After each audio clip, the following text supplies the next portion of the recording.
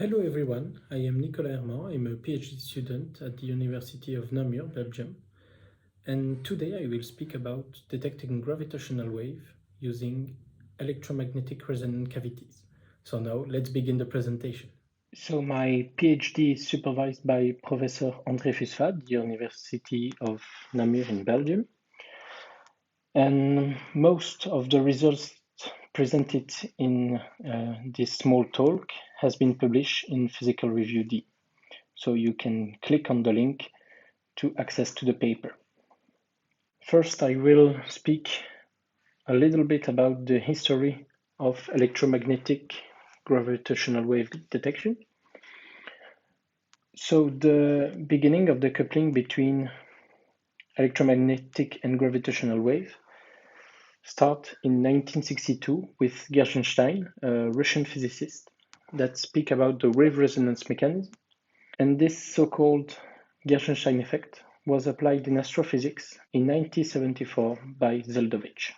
In the 70s, further studies has been made to understand more completely this Gertsenshtein effect, and Grishuk and his team first proposed to use resonant electromagnetic cavities to detect gravitational wave. And more recently, Ashley Cruz and his team developed the graviton-photon conversion theory and proposed experimental limits to the stochastic gravitational wave background.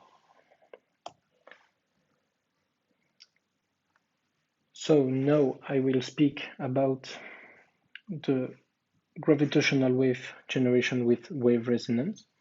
So it's called the direct Gertsenshtein effect.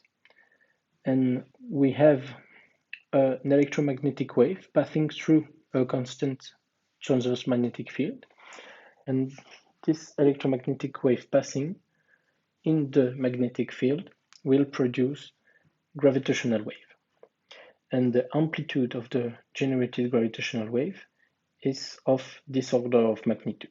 So it's a very tiny coupling since we have c to the 5 here. Generation is okay, but what we want also more recently is to detect gravitational wave. And to detect, we have to call the inverse Gertsenshtein effect. And it could be described like this. We have a gravitational wave passing through a transverse magnetic field, and it will produce a faint electromagnetic wave. So we have the gravitational wave passing here in the magnetic field, and it produces electromagnetic wave. And this inverse Gertsenshtein effect could be described more physically, since we have local modification of volume will imply a variation of the electromagnetic flux, and this variation will induce electromagnetic field.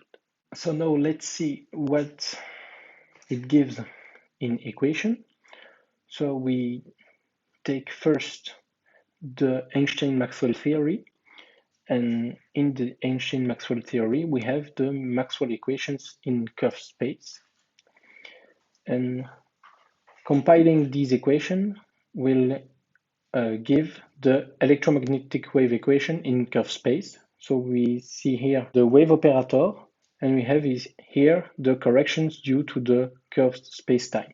So with this electromagnetic wave equation, we will apply two perturbation theory methods. The first is the perturbation on the metric. So we have a Minkowski background and the gravitational wave that we want to detect, and the gravitational wave respect the Lorentz gauge here. And we will also decompose our electromagnetic field with the static field, which contains the external transverse constant magnetic field, and the other field is the first order induced field, and it's the faint electromagnetic wave produced by the inverse Gertsenshtein effect. And with this assumption, we get modified Maxwell equation for the electromagnetic field with the static field hypothesis. So here is the static field hypothesis, and we have this wave equation for the induced magnetic field sourced by the gravitational wave and the static field. I insist on the fact that the magnetic field must be transverse to the direction of the gravitational wave. There is a theorem by Yvonne Choquet-Bruat that uses plane wave approximation and asserts that the source term of our wave equation will be zero if the direction of the gravitational wave is collinear with the magnetic field. So this theorem confirmed that the magnetic field must be transverse to the gravitational wave. Due to the problem of the transverse magnetic field, we have a problem with the action dark matter experiment because the magnetic field is longitudinal, so it could not work to detect such gravitational waves. Another property of the Gertsenshtein effect is that we get the same frequency content as the frequency content in the gravitational wave. It's a very important property for the Gertsenshtein effect. So in our research, we consider two resonant electromagnetic gravitational wave detectors that are cylindrical cavity. One is hollow and the other is coaxial. So we have a TM and TEM resonator. And these resonators are patented by the patents just here. And with the math, we will project our wave equation for the induced field. We project this equation on the proper function of the Laplacian operator that respect the boundary condition of our detectors. And we get here a forced harmonic oscillator equation for each spectral coefficient. And then we want to compute the variation of energy inside the cavity. I insist it's at first order. And so when we compute the variation of energy, the leading term is the scalar product between the static field and the induced field. And so at first order, only one component will remain. And so we get an easy expression for the variation of energy. But the price to pay is the expression of the source term that is like this. But with these formulas, we can easily compute the variation of energy inside the cavity at first order. And with this variation of energy, we can also compute the induced power inside our cavity. I want to insist on the role that play the external magnetic field. Since we want to compute the variation of energy at first order, the external magnetic field will boost the contribution of the induced magnetic field in the same direction as the external field. This phenomenon will improve the response of our detectors by several orders of magnitude. So now we are going to show some results. Here is the simulation with a little animation of a primordial black hole merger, and the mass of the primordial black holes are 10 to the minus 5 solar masses. So here is the video.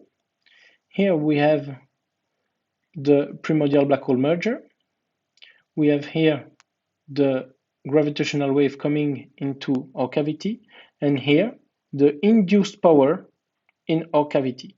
And we can see that after more or less 50 microseconds, the induced power will boost, and we have this resonant response. This simulation was made for a 5 Tesla magnetic field, a length of our cavity of 1 meter, and the outer radius is 5 meters. We have also another simulation using a sound analogy for the input and output in our detector, and you can click on the link to see this. If we now look at the frequency response of our detector, we can see for both cavities the frequency response. The blue line is the frequency content in the gravitational wave, and the green line is the frequency response of our detector. And we can see that several peaks appear in the frequency response, and the frequencies are the frequency in red here, and these frequencies in red are the resonant frequencies of our cavities.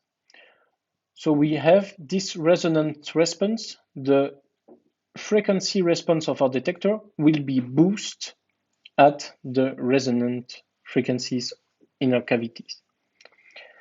And we can see that we get the same content in frequency in the response of the detector, but several frequencies are boosted by the resonant effect.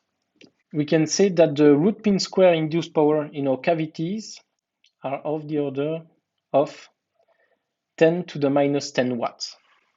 So now let's talk about the frequency sensitivity and the frequency domain.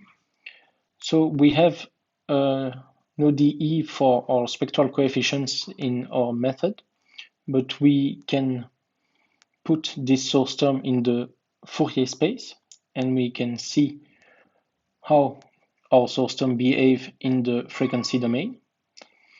And with these Fourier domain and with these Fourier transforms, we can get the Bode diagram for our cavity. So as input, we have just a sine as input in our cavity, and we can see the Bode diagram here. So for the TM and TM cavity, and we can see the 5 first resonant frequencies here, and then a behavior like a sine function. And we can see that at low frequency, we can see that the response is proportional to f to the third. And with this Bode diagram, we can also study the response of our cavity depending on the mass of the primordial black hole merger. And we can see that we have here the induced power in our cavity, and here the mass of the primordial black hole merger. So we can see here the resonant domain between 10 to the minus 6 and 10 to the minus 4. Here we have a decreasing in m to the minus 2, and here we have an increasing in the induced power proportional to the mass. But we can show also that we can tune the parameter of a cavity to adapt to the signals that we want to scope. We tune the maximum radius in our cavity, and we can see that the resonant zone slightly change with the radius. So we can tune the parameter to change the resonant frequency and adapt our cavities with the signal we want to detect. So possible gravitational wave sources for detectors are primordial black holes and stochastic gravitational wave background. For the primordial black hole part, let's see Sebastian talk on Wednesday, and just see that with our detector we can, for example, set limits on the fraction of dark matter made of PBH. So here is the maximum limit for the fraction of dark matter made of PBH, And here is the data inferred from microlensing observations. And on this part, we can vary the radius of our cavity, so we can make a frequency resonant comb, and we can differentiate some sources of possible stochastic gravitational wave background, and we can also